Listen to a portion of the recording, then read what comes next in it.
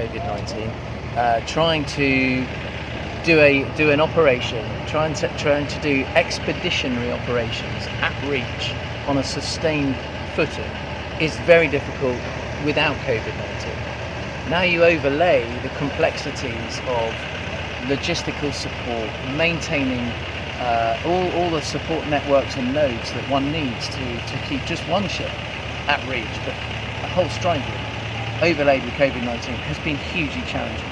I'm really proud of how HMS Richmond, the strike group, but my sailors in particular, and my ship's company, my crew, my officers and sailors, how they have demonstrated resilience in the face of COVID-19. We have visited a number of countries where we haven't been given access to sometimes even the jetty.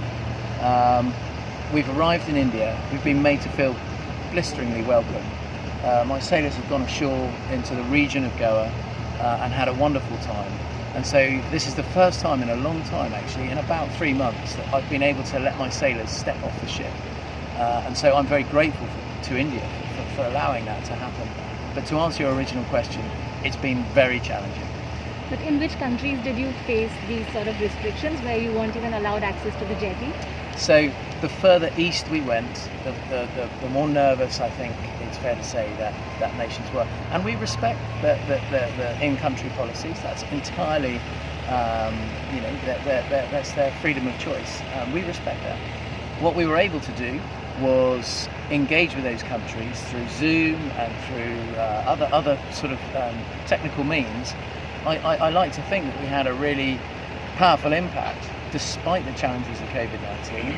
The Royal Navy still arrived, has still been able to engage with the communities and hopefully have some form of reassurance to those nations that despite COVID-19 and despite the inability to access their country, we're still here as reliable and committed to their design of the exercise is still being worked through. Actually, my warfare officers at the moment are working closely with the Indian Navy to sort of finalise the plans. But essentially, the mission will be to mission success will be ultimately getting a constructive kill on the aircraft. And how we achieve that will be, I'll choose my words carefully, professionally challenging and very rewarding if we can get it right.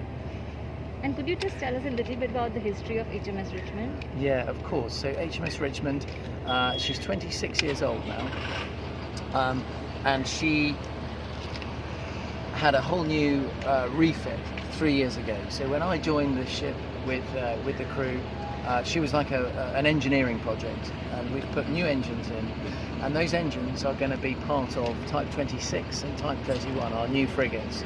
So what we're doing is essentially this is a test platform with its new engines, new propulsion system, new software that controls the new propulsion system. And so I think it's quite a novel thing that we've done here. We've put a new bit of exquisite technology into an older platform because it still works very well. All the weapons and sensors are still completely up to date and modern, and the hull is structurally sound. So what we've done is we've proven this new system. So when we build HMS Glasgow and then all the sister ships that roll out thereafter, we've got a proven system. So that's one thing. But HMS Richmond, as I say, has been around for 26 years, and she's got a proud history.